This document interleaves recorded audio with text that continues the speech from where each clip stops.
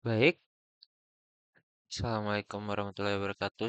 Om Swastiastu, Shalom, Namo Buddhaya, dan Salam Kebajikan. Perkenalkan nama saya Teguh Satya Mudana dengan NIM S1E1230029 dari kelas Data Mining B.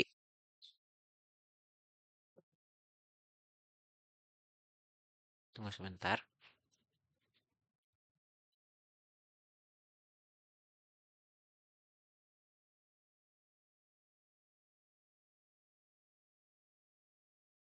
Nah, saya akan melakukan presentasi mengenai makalah atau paper yang telah saya buat dengan judul penerapan K-means clustering dalam pengelompokan smartphone berdasarkan spesifikasi teknis. Jadi, mulai dari abstraknya dulu saya jelaskan. Dalam penelitian ini tuh membahas mengenai perkembangan teknologi smartphone yang sangat pesat menghasilkan ragam spesifikasi produk yang kompleks dan beragam, sehingga menyulitkan konsumen dalam memilih perangkat yang sesuai dengan kebutuhan. Penelitian ini bertujuan untuk mengelompokkan smartphone berdasarkan spesifikasi teknis pengguna menggunakan algoritma K-means clustering.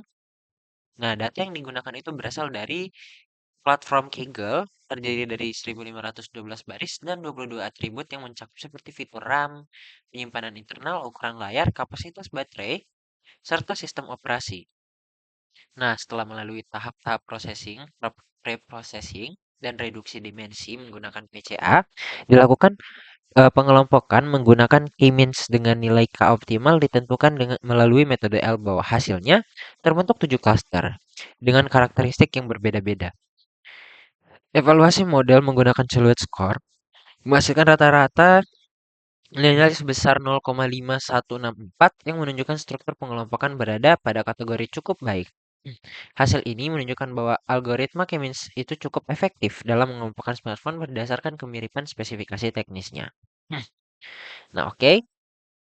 Jadi apa sih yang latar belakangi adanya penelitian ini? Kita sama-sama tahu kalau perkembangan teknologi, khususnya dalam perangkat komunikasi, itu telah menjadi sangat signifikan di era saat ini.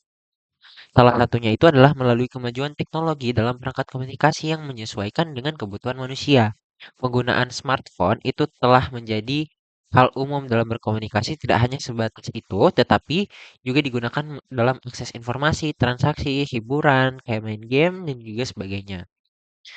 Nah, hal ini tuh tidak melepas dengan menjaburnya varian smartphone.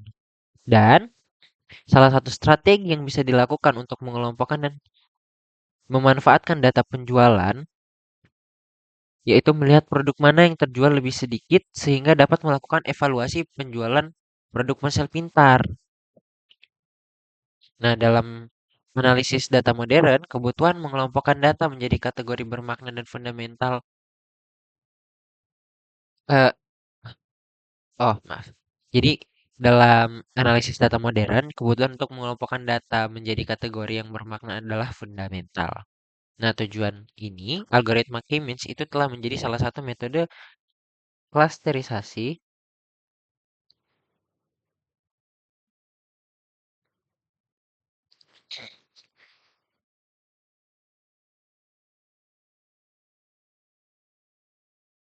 dalam makalah.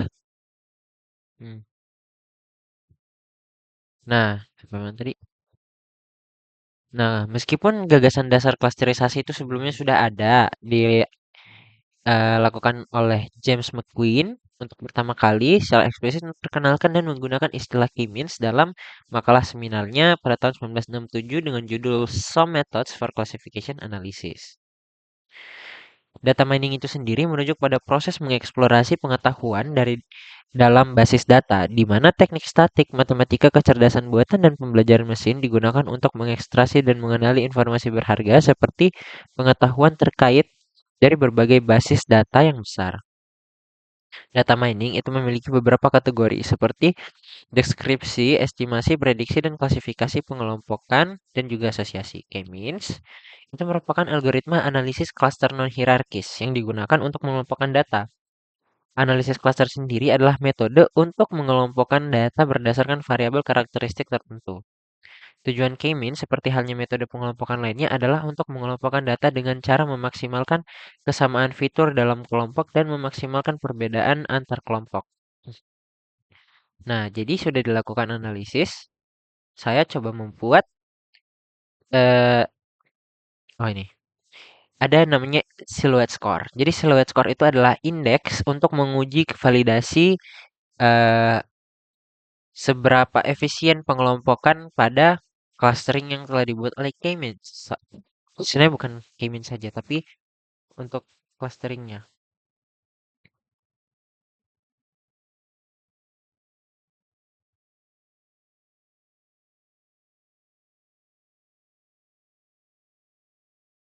Nah, baik. Nilai silhouette score. Nah, kan tadi sudah saya jelaskan nilai silhouette score. Dia itu kisaran dari -1 hingga 1. Untuk silhouette score yang berada di antara 0,7 sampai 1 itu akan dikategorikan sebagai strong structure. 0,5 sampai 0,7 itu akan dikategorikan sebagai medium structure. 0,25 sampai 0,5 itu weak structure, dan untuk silhouette score di bawah 0,25 sampai ke bawah itu semuanya berarti kita bisa dibilang no structure atau pengelompokannya itu nggak bagus.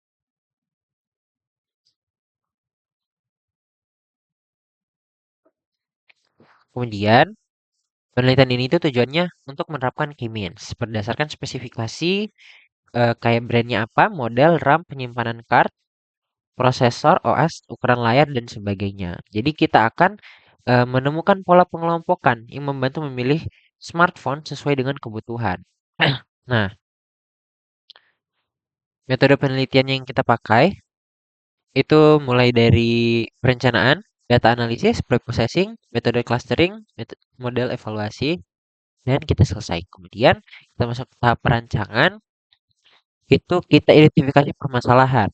Permasalahan utamanya itu adalah beragamnya spesifikasi teknis. Nah, solusi yang ditawarkan itu adalah penerapan algoritma K-means dalam eh, clustering atau mengelompokkan smartphone berdasarkan RAM dan sebagainya.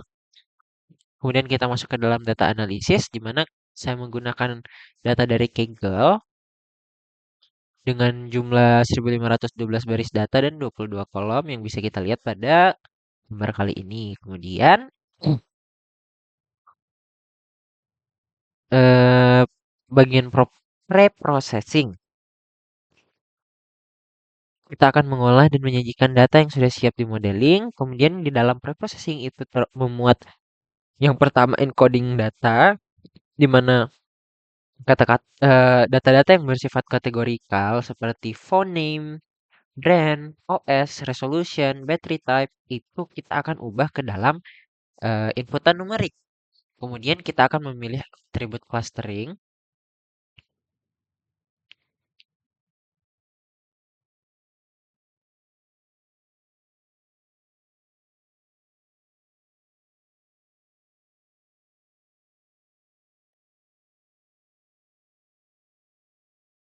Nah, kita bisa lihat ini menggunakan korelasi heat map. Terus kita melakukan juga yang namanya standarisasi data, di mana kita mengubah skala data menjadi dalam rentang 0 sampai 1 menggunakan min-max scalar. Kemudian ada juga penerapan PCA yang dimana dia itu akan mereduksi dimensi data dengan mempertahankan 95% dari fitur aslinya. Nah, kita masuk ke tahapan model clustering.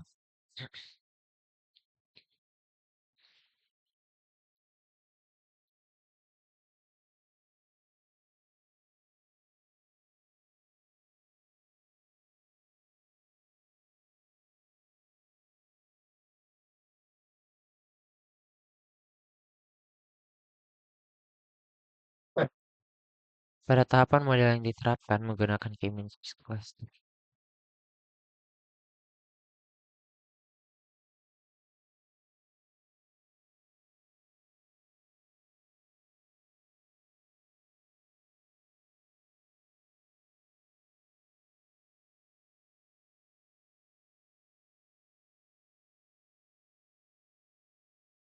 Nah, kita menerapkan eh, model clustering. Jadi model ini tuh bekerja dengan mencari pusat cluster atau centroid dan mengelompokkan data berdasarkan jarak terdekat ke centroid. kita juga menggunakan metode elbow method untuk memilih jumlah cluster yang cocok. Kemudian kita lakukan evaluasi model menggunakan silhouette score. Nah, hasil dan pembahasan dari metodenya tadi, mari kita lihat bagaimana hasilnya. Setelah kita lakukan, setelah kita lihat elbow metodenya, ternyata elbow method yang cocok itu berada di rentan 7 sampai 9. Ya, optimal itu berada rentan 7 sampai 9 dalam hal ini menentukan key optimal dalam angka 7. Saya buat dalam angka 7. Jadi klasternya nanti ada 7 kelas dari kelas 0 sampai 6. Bisa kita lihat dengan nilai silhouette score-nya. Pada klaster 0 itu sebanyak 358 data dengan nilai koefisien skornya itu 0,5 sekian. Berarti ini itu masuk ke medium structure. Nah, ini bisa dilihat yang lainnya. Bisa juga kita lihat kalau misalnya dari tabel di atas silhouette score yang menunjukkan bahwa pemisahan antar klaster itu cukup baik karena rata-ratanya itu 0,5 kan. Klaster terempat itu yang paling tinggi dan klaster ketiga itu yang paling rendah. Secara keseluruhan model itu berarti menghasilkan rata-rata silhouette score sebesar 0,5 yang termasuk dalam kategori cukup baik yang menandakan bahwa struktur klaster yang terbentuk itu cukup stabil. Ya, nah ini di hasil klasternya. Nah, bagaimana dengan karakteristiknya? Karena itu adalah hal utama yang akan menjadi poin, gitu kan?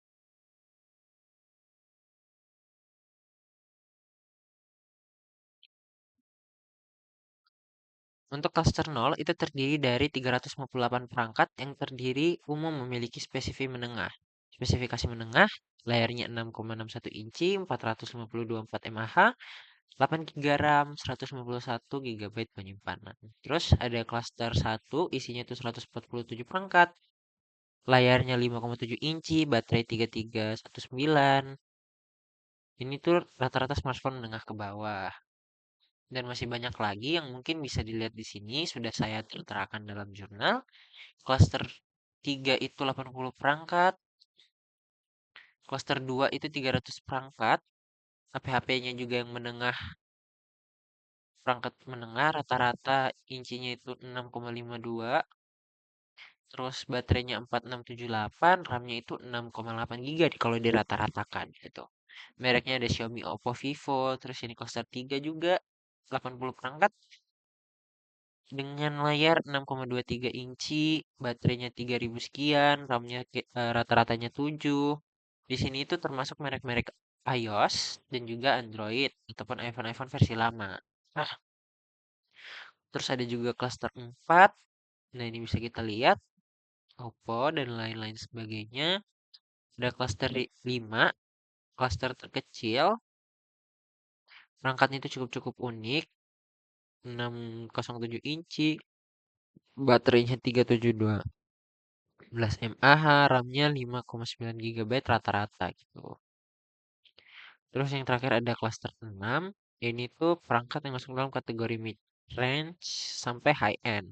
Rata-ratanya itu 6,52, 6,58 inci untuk layarnya, 458 untuk baterainya, 8 GB rata-rata untuk RAM-nya, dan 155 GB untuk penyimpanannya. Ini tuh Android 11, Android 13, Samsung, Realme, Xiaomi gitu rata-rata. Jadi apa sih yang bisa disimpulkan? Jadi kalau misalnya bisa disimpulkan itu adalah penelitian ini sudah cukup baik dalam menerapkan K-means, di mana dia menghasilkan 7 klaster berdasarkan Gabo method dan dia bisa mengklasifikasikan atau mengelompokkan, maksud saya mengelompokkan bukan mengklasifikasikan, eh, mengklasifikasikan smartphone berdasarkan baterai RAM dan penyimpanannya.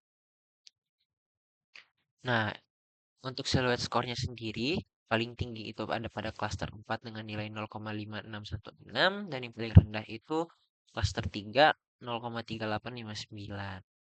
Namun setelah dirata-ratakan itu 0,5 sekian dan itu masuk ke dalam mid range atau medium structure di mana itu bisa dikatakan sudah cukup baik untuk sebuah model klasterisasi menggunakan K-means. Saya tutup presentasi saya mengenai jurnal pada hari ini. Saya ucapkan terima kasih.